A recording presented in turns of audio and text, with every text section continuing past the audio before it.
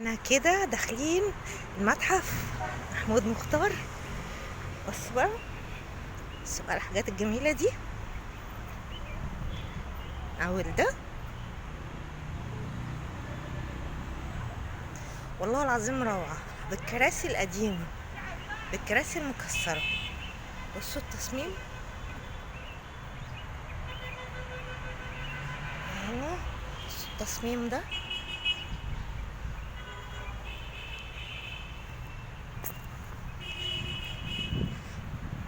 بس دلوقتي طبعا احنا الساعة 4 فالمتحف اتقفل. واضح تصميم تاني، التصميم ده.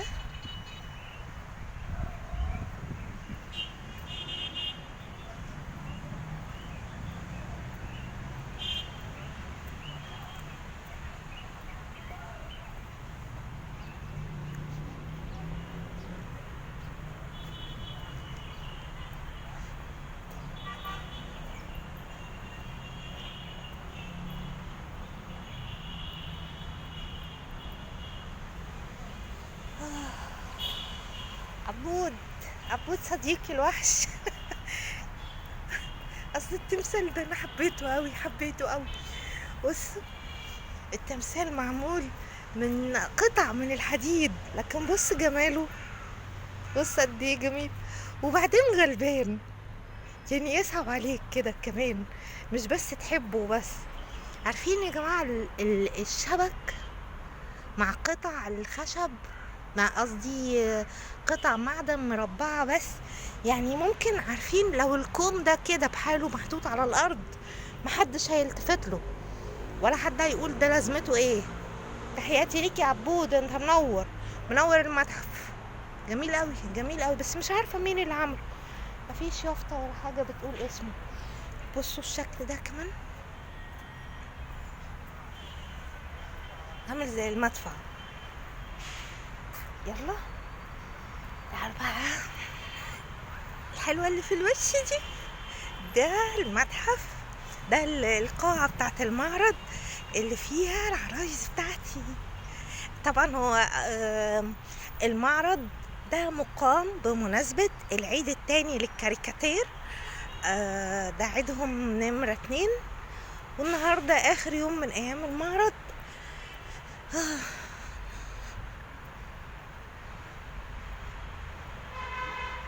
بصوا الشجرة دي، شجرة قديمة وعجوزة، أم أو جدة. بصوا بصوا بصوا بصوا الجمال. ياه، يعني من كتر ما هي ادمت ما بقتش عارف هي بدايتها منين واخرها فين. مين فيهم بتهالي ده هو ده الجذع الام، ده هو ده اللي طلع ده، واولادها بقى، بس هي عشان كبرت اولادها كبروا وبقوا جدود، اولادها نفسهم بقوا جدود. بس انا بحب الشجرة العجوزة قوي قوي، يعني رائع. يلا بينا بقى نخش متحف. بصوا التمثال الجميل ده. الله، والحاجة دي كمان عاملة كأنها سواقي.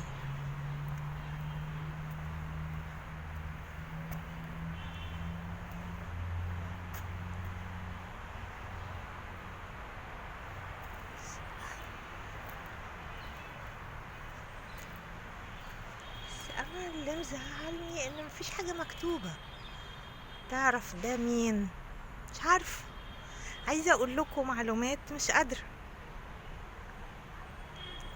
لكن بجد روعة والله، والله حقيقي تسلم ايد اللي عمله. يلا بينا. ان في منظر حلو كمان اهو اوريهولكوا. انا نشوف المنظر الحلو ده، نمشي كده جوه الجنينة. الله، بص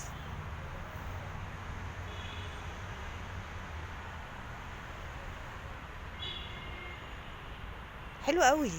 هو عايز يجي كده عشان هما خمسة اصحاب، او تحس ان هما ام واب والتلات اولاد. حلوة قوي، حلوة قوي، حلوة قوي. ها يا جماعة، مش ممكن والله، مش ممكن والله استخدام الحاجات اللي ملهاش لازمة، الحاجات اللي بنلاقيها مرمية في الشارع. بص الجمال، بص الجمال والإبداع، سبحان الله.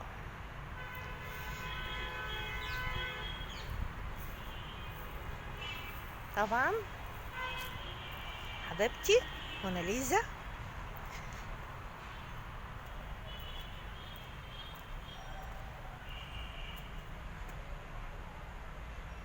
موناليزا، موناليزا المصرية. انا هحكي لكم على حاجة والله العظيم اللي بقوله لكم ده حق. انا شفت الصورة دي بس في مرة على الفيس، عجبتني قوي وقلت الله، استوقفتني يعني فعلا. قلت الله الصورة دي حلوة قوي، انا ممكن اعملها عروسة. وانا بصلها كده قلت دي شبه ماما، والله العظيم فعلا هي شبه مامتي. بعدها بفترة بكام شهر، اجمل رسالة واجمل صدفة واجمل حاجة حصلت لي في حياتي، استاذ مصطفى الشيخ، استاذ مصطفى الشيخ رئيس الجمعية المصرية للكاريكاتير، بعت لي رسالة وبيقول لي انا عايزك تعملي لي عروسة موناليزا المصرية، ايه رأيك؟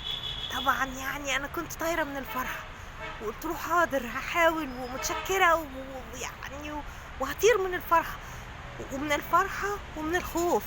خفت جدا، خفت جدا اطلع القمرة دي ازاي، او مش هعرف اطلعها، او يا ترى.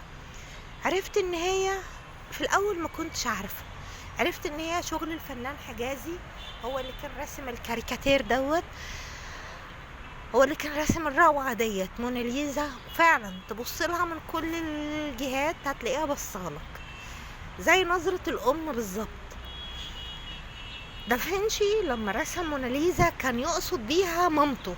هما بيقولوا في الكلام ان هو كان بيرسم زوجة احد التجار الاثرياء، لكن في اقاويل تانية بتقول ان هو كان بيرسم مامته. لما انا شفت الصورة ديت بتاعت حجازي وهي شبه مامتي، ولما عملتها اول ما جت العروسة تتكلم وعملت لها الفيديو بتاعها وهي بتتكلم، اتكلمت كأنها ماما هي اللي بتتكلم. الله يرحمك يا استاذ حجازي، لو كنت عايش كنت والله سألت حضرتك كنت راسم موناليزا المصرية، كنت راسم مامتك؟ انا حاسة انه الله يرحمك، الله يرحمك. فيبقى بعد سنين دافنشي، ليوناردو دافنشي رسم مامته. حجازي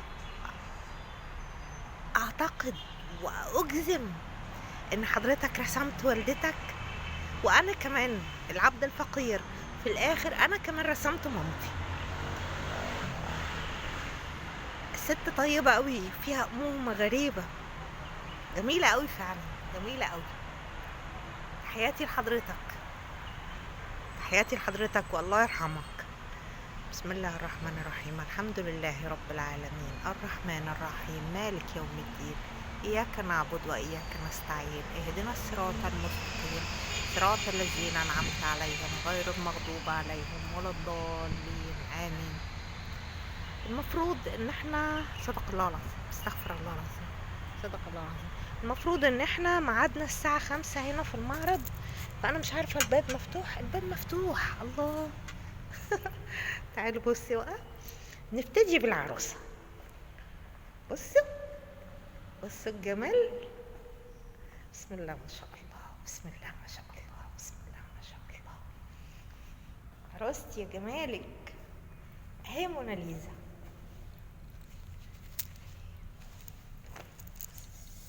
عايزين نظبطها شوية.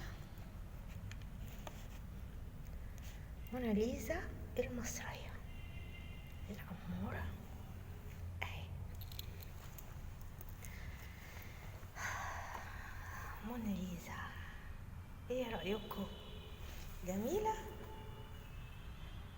زي موناليزا المصرية بتاعت حجازي. وهنا رسم دي مرات العمدة.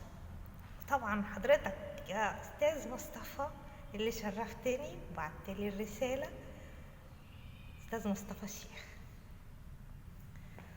أستاذ إبراهيم، تحياتي لحضرتك، تحياتي لحضرتك أستاذي. طبعا يعني نفتح بقى الفلاش. دكتور حسن، دكتور حسن، دكتور حسن فداوي. ممكن نرفع نضارة؟ أنا عاملة نضارة بتتحرك، ممكن نرفعها وممكن لا. دكتور حسن فداوي وأستاذ إبراهيم البريدي وحضرة العمدة أستاذ مصطفى الشيخ رئيس الجمعية المصرية للكاريكاتير، عروستي عبير وعروستي الموناليزا. والشغل الروعة ده، بصوا بقى الجمال بقى، بصوا الجمال، روعة روعة، عجباني قوي، عجباني قوي. الشغل ده معمول من الخشب.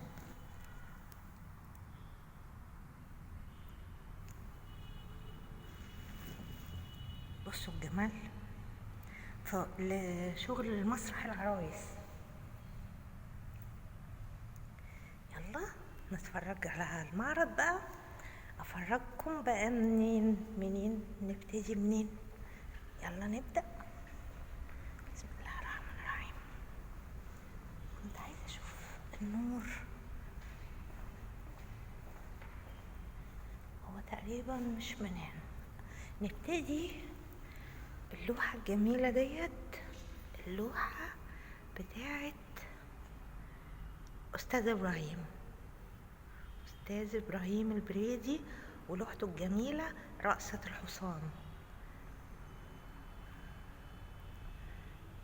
بص زي الفرح بالظبط، فرح فرح الحصان، روعة روعة روعة روعة. الطبلة والمزمار، مزمار والأولاد فرحانة ومتجمعة، والرقاصة طبعا. عليكم السلام ورحمة الله وبركاته. أستاذ سعيد بدوي، ازي حضرتك؟ ازي حضرتك؟ اتشرفت بيك والله.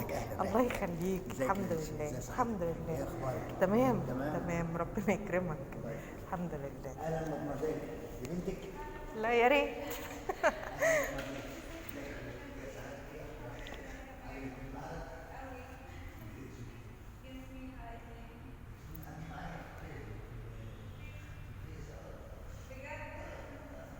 العلبة دي فيها ايه؟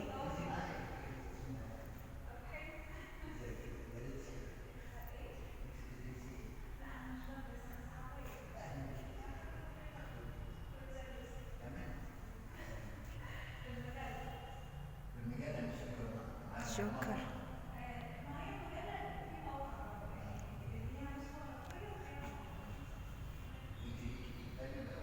الشغل ده شغل قديم، كاريكاتير بتاع زمان.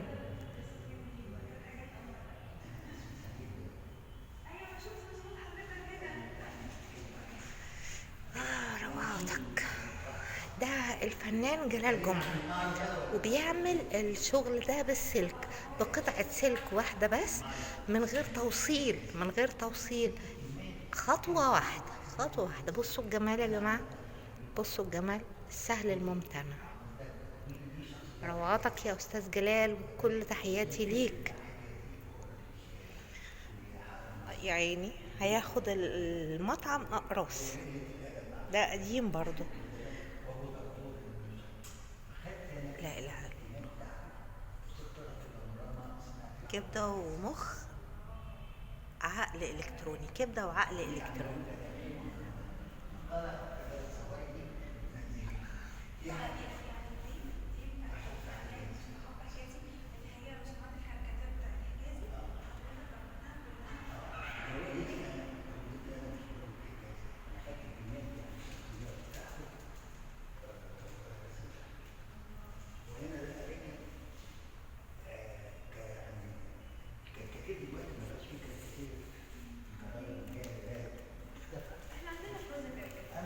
ايه ده يعني؟ ايه ده النور ده؟ النوسة حبيبتي. بس اي موقف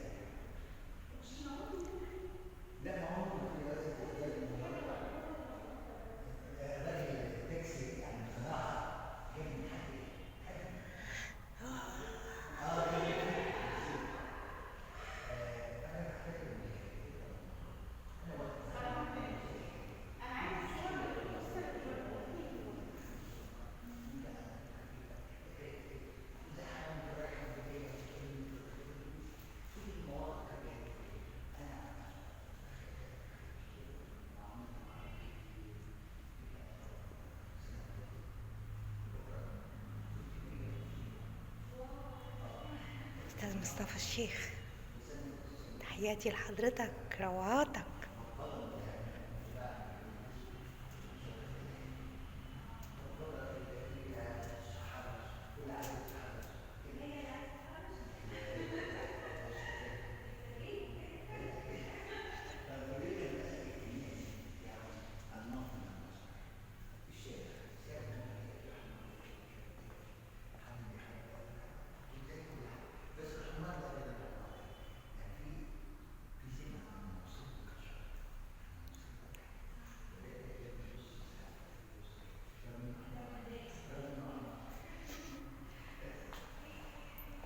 ابتدينا بعروستي، ابتدينا بموناليزا، وهنختم بموناليزا.